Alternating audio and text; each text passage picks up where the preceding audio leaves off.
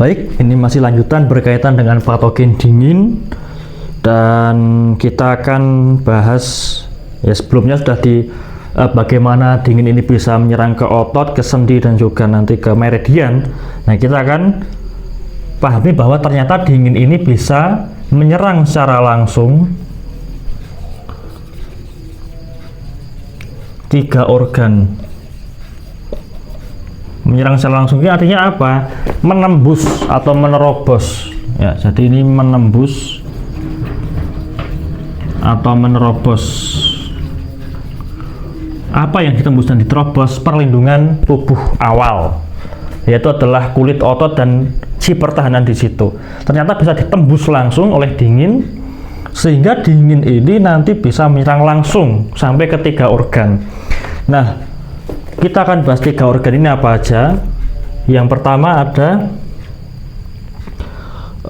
organ lambung. Yang kedua ada organ usus. Yang ketiga adalah organ rahim. Nah, seperti itu. 3 organ yang bisa diserang langsung oleh patogen dingin adalah lambung, usus, dan juga rahim. Nah, gejalanya juga akan beda-beda. Kalau lambung nanti terserang secara langsung oleh dingin, ini sebenarnya semua sudah kita pelajari, tapi kita ulangi saja. Nanti lambung ini dia akan ada rasa nyeri di perut, dan nanti dia juga akan mual muntah. Ya, jadi ketika lambung diserang oleh patogen dingin secara langsung, akan ada nyeri perut. Kenapa? Ya jelas, karena di situ energi dan darah pada organ lambung dia akan terhambat dan tersumbat dan terhalangi sirkulasinya oleh patogen dingin. Dan perlu dipahami, ketika energi nggak lancar pasti akan timbul sakit atau nyeri. Kemudian mual dan muntah, yang harusnya qi dari lambung ini kan turun ke bawah. Karena dia terhalang, mau turun ke bawah itu terhalang oleh patogen dingin, energinya nggak bisa turun ke bawah. Akhirnya malah memberontak ke atas, jadinya mual dan muntah. Kemudian berkaitan dengan usus. Nah, nanti kalau usus yang diserang oleh dingin secara langsung, nanti juga akan timbul nyeri di perut, dan nanti dia akan ditambah dengan diare. Nyeri jelas seperti biasa, energi nggak lancar pasti akan timbul nyeri. Nggak lancarnya itu disebabkan karena terhalang oleh patogen dingin. Dan patogen dingin itu kan bisa mengerutkan, membekukan, sehingga energi melambat, nggak lancar, darah melambat, darah nggak lancar. Kemudian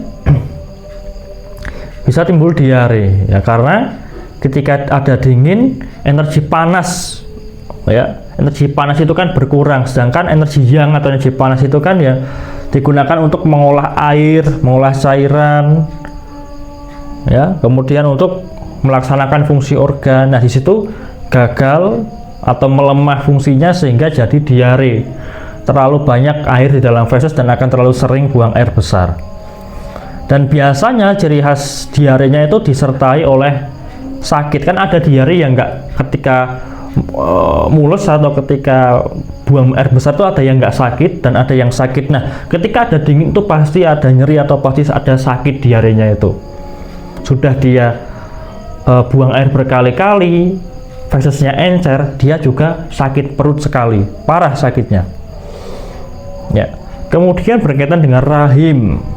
Nah, ini kalau rahimnya yang dingin atau terserang patogen dingin lebih tepatnya secara langsung, nanti dia akan menyebabkan ketika haidnya itu disertai oleh nyeri.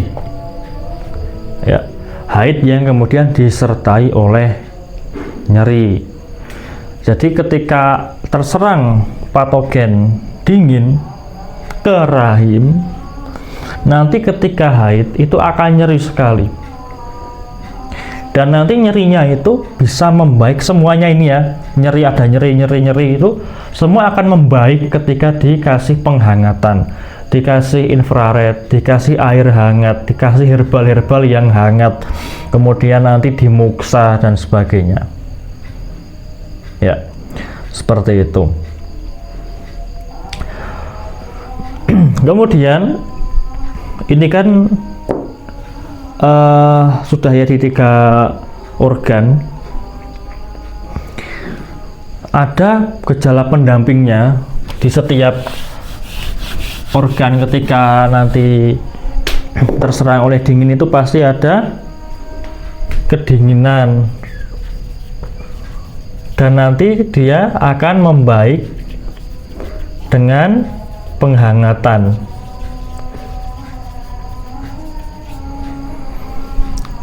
Lambung, usus, rahim terserang oleh dingin pasti ada gejala kedinginan di tangan, di kaki, di perut, nanti terasa dingin, dan nanti akan membaik dengan penghangatan.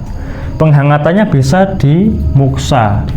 Titik utamanya kalau mau dimuksa nanti adalah di REN 6 dan juga di ST36. Ini 2 titik yang paling utama, REN 6 dan juga ST36 kalau dimuksa. Kemudian bisa juga di infrared. Kalau mau di infrared nanti ya jelas ya di perut atau di area yang nyeri, kemudian di tangan, di kaki, di punggung. Wah, ini enggak sampai ya.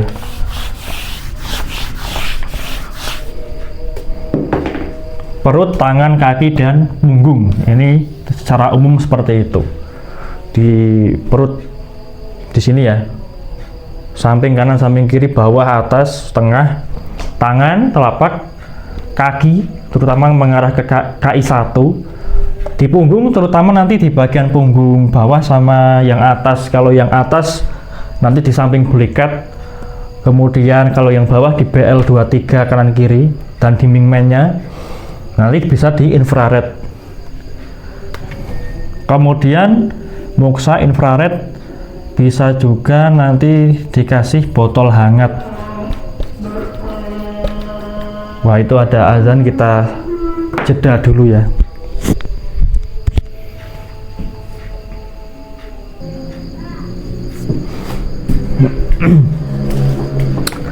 Nah, pada metode botol hangat ini bisa dipakaikan pada botol kaca yang kemudian diisi oleh air hangat. Nah, itu juga bagus digulir-gulirkan, kemudian baik di area yang nyeri atau yang dingin, di perut atau di betis atau di kaki, tangan, nah itu bisa, atau di punggung itu juga bisa dengan botol hangat. Kemudian bisa juga nanti dengan rendaman. Nah, rendam air hangat baik di kaki atau bahkan bisa di seluruh tubuh ya, seperti itu. Disisakan dari leher ke atas, dan nanti bisa juga dikasih rempah-rempah atau kemudian bisa juga dikasih herbal tertentu. Biasanya yang paling umum nanti kita pakainya adalah garam, kemudian adas, kadang juga bisa dikasih belerang, garam, adas, belerang. Biasanya juga dengan herbal-herbal yang lain, tapi yang dasarnya ini garam, kemudian adas yang serbuk itu, dan pakai belerang ya, seperti itu. Kemudian ini kan dari luar semua ya, pakai muksa, infrared, botol hangat, rendam air hangat, atau dikompres juga bisa, atau pakai bantal. Selain botol hangat nanti ada bantal hangat yang biasanya pakai listrik. Nah, itu bisa juga. Kemudian kita menggunakan herbal yang dikonsumsi. Kalau herbal yang dikonsumsi ya herbal yang sifatnya itu adalah hangat ya, baik rempah-rempah ataupun makanan. Kita pakainya adalah cabai puyang atau cabai Jawa, kemudian ada adas, kemudian ada temulawak, ada juga lada, kemudian ada jinten hitam biasanya, kemudian pasti ada jahe, ada juga kencur. Ya, kurang lebihnya ini. Yang lain masih banyak lagi, tapi yang basicnya ini. Ada cabai puyang, ada adas, temulawak, lada atau merica, kemudian jinten, jahe, dan juga kencur. Biasanya itu. Bisa diambil salah satu, nanti campur madu juga bisa dikonsumsi, atau misal dikombinasikan 2 atau 3 dari ini juga bisa. Tinggal dicampur madu dan dikonsumsi. Mungkin supaya nggak terlalu panas juga bisa ditambah penyeimbangnya, biasanya pakai kelor atau pakai binahong. Ini juga bisa sebagai penyeimbangnya saja. Lebih banyak yang hangat, kemudian nanti sedikit dengan kelor atau binahong untuk mengurangi efek supaya nggak terlalu panas. Nah, baru dicampur oleh madu atau oleh minyak zaitun dan sebagainya, bisa sebagai campuran. Seperti itu. Kemudian ada lagi ini lanjutannya.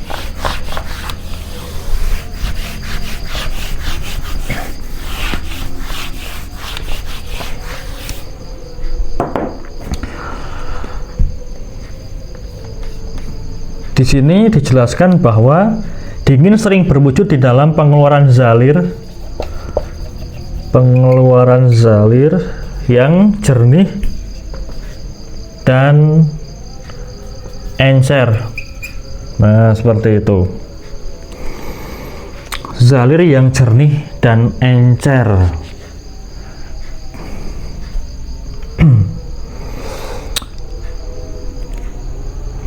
Biasanya ketika terjadi dingin ya memang air yang keluar dari diri kita itu akan jernih atau encer. Zalir itu ini kan air ya, atau cairan. Zalir atau cairan yang keluar dari tubuh kita akan jernih ataupun encer. Nah, misal kalau dari hidung nanti akan ada ingus yang kemudian di situ putih dan encer. Meskipun bisa juga kental ya, intinya tapi warnanya putih. Kalau kuning itu panas. Misal pilek, nah di situ biasanya ingusnya akan putih dan biasanya juga akan encer. Kemudian nanti kalau batuk, ya kalau batuk juga nanti lendirnya akan putih. Bisa encer, bisa enggak, tapi biasanya encer. Kalau batuk ya. Kemudian air kencing, urin, ya nanti dia juga akan bening atau jernih. Kemudian kalau buang air besar nanti tinjanya juga dia akan encer. Dan ini ada tambahan tidak tertahan, artinya akan sering buang air besar. Dan kemudian pada kotoran vaginal, nah ini ketika ada kotoran vaginal pada wanita, kotoran vaginalnya juga akan encer dan juga akan bening.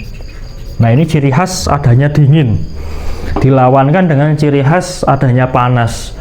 Kalau dingin itu pasti akan jernih, bening, encer, tapi kalau panas, nah itu pasti akan kuning, ya cairannya kuning. Seperti itu. Oke, kurang lebihnya ini berkaitan dengan patogen dingin. Habis ini kita ke dingin yang internal. Ini kan masih ke yang eksterior ya, atau dari luar. Nah, habis ini kita bahas yang internal seperti itu, atau dari dalam. Oke, kita cukupkan dulu dan kita lanjutkan di video yang berikutnya.